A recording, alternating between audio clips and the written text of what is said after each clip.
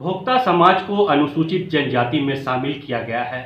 इस मामले पर झारखंड से भोक्ता समाज से एक मंत्री है, श्रम नियोजन मंत्री सत्यानंद भोक्ता जी। जानेंगे कि इस डिसीजन से, इस फैसले से क्या इत्तेफाक रखते हैं और क्या चाहते हैं और क्या लग रहा है कि अब वाकई में ये डिसीजन सही है या कहीं कोई नुकसान होने वाला है।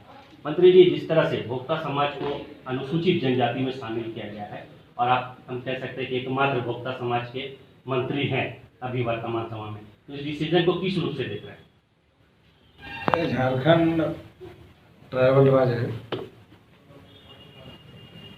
और भोक्ता जाति को जनजाति में शामिल करना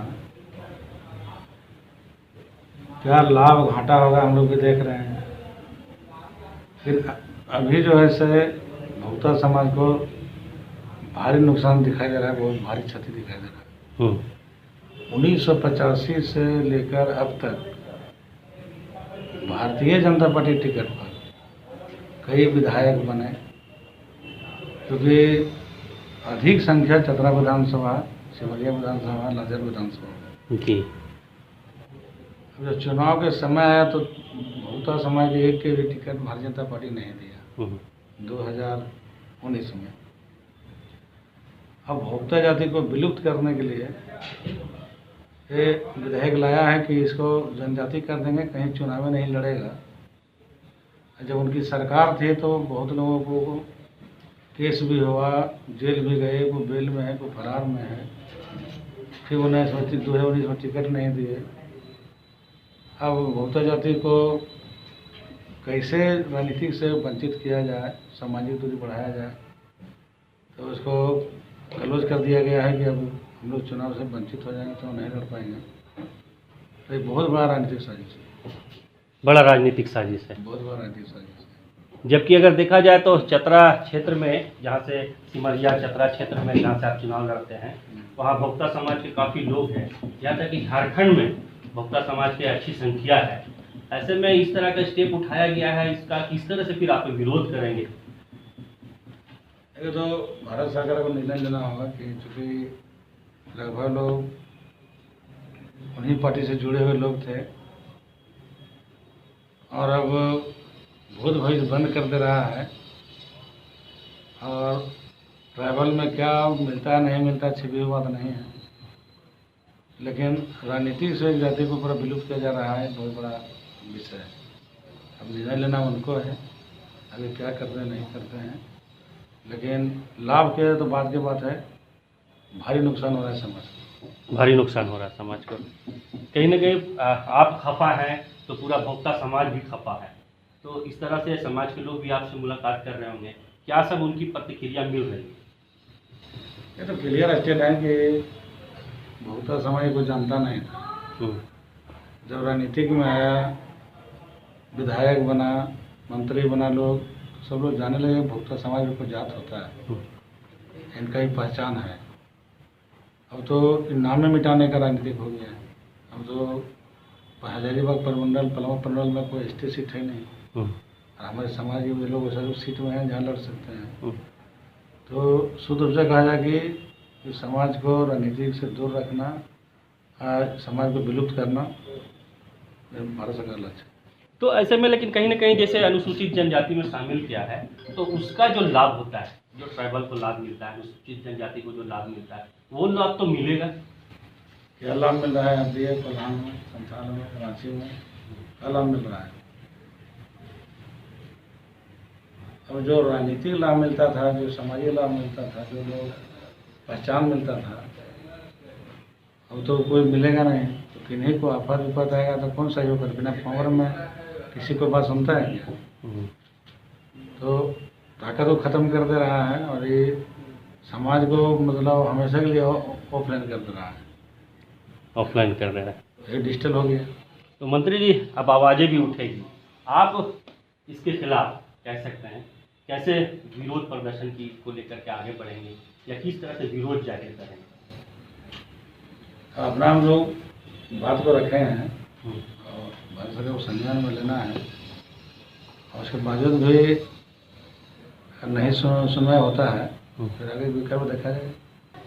देखिए 2017 में कैबिनेट की बैठक थी, माननीय मुख्यमंत्री रघुवर दास जी थे, उनसे मिले थे, तो सारी बातों को रखा तो उन्होंने कहा ठीक है भोक्ता जाति को छोड़ के बाकी जनजाति में शामिल करते हैं। तो कैबिनेट संख्या संलेख 22 है, उसमें स्पष्ट है कि भोक्ता जाति छोड़ को ही जनजाति में शामिल करना है। और 309 schedule caste government of India supreme court 1936, उसमें ऑल इंडिया का लिस्ट है कि भोक्ता जाति शेड्यूल कास्ट में हम लोग खैरवार को उपजाति नहीं है। CNT 1908 उसको आप निकालिए, हम लोग शेड्यूल कास्ट हैं। तो हम शेड्यूल कास्ट हैं तो जनजाति में शामिल करने तो फिर हमारा जो रहन सहन खान पान पूजा पाठ सब बदलना पड़ेगा। और दूसरा है कि हम लोग जो राजनीति में जुड़े हुए हैं वो सब खत्म हो जाएगा। हम लोग तो पॉलिटिकल एक्शन चौपट हो रहा है, उतना हम लोग को मिलने वाला नहीं है।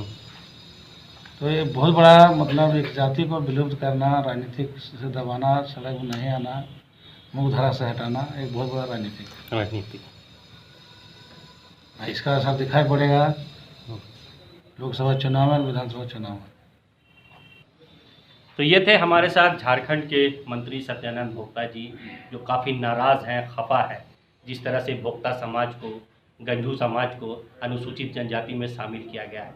और साफ कहना है कि कहीं न कहीं इस जाति को विलुप्त करने की राजनीति की जा रही है, जो बर्दाश्त नहीं किया जाएगा। वाकई में जिस तरह से इन्होंने दर्द बयां किया और जिस तरह से इनका कहना है कि इस जाति की पहचान तब हुई जब यहाँ से उठ करके कोई मंत्री बना, कोई विधायक बना, तब लोग जाने कि भोक्ता समाज भी कोई है। और ऐसे में पूरी तरह से भोक्ता समाज को अनुसूचित जनजाति में शामिल कर देना पूरी तरह से गलत है। यह कहना है मंत्री सत्यानंद भोक्ता जी का। देखना होगा कि जिस तरह से यह नाराज़गी जाहिर कर रहे हैं, सरकार पर इनकी नाराज़गी का क्या कुछ असर पड़ता है और इस मामले को लेकर नेक्स्ट कदम क्या कुछ सरकार उठाती है। सहयोगी धर्मेंद्र के साथ रफ़ी समी, news wing, Ranchi.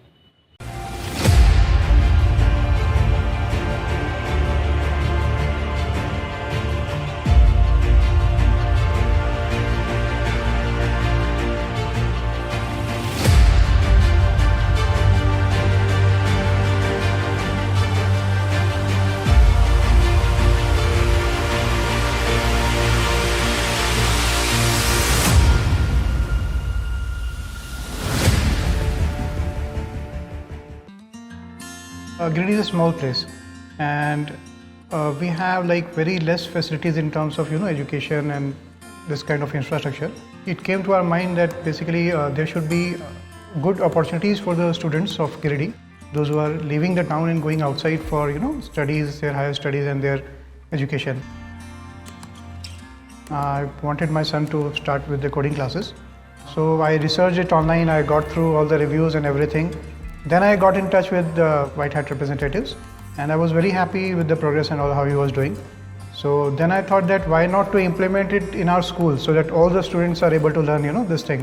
I started coding because we can make our thoughts real. We can interact with the computer. White Hat Junior is helping me to create a web browser. And I think on this part, White Hat is actually leading, on this coding platform. It is definitely a very good platform and one should implement in every school.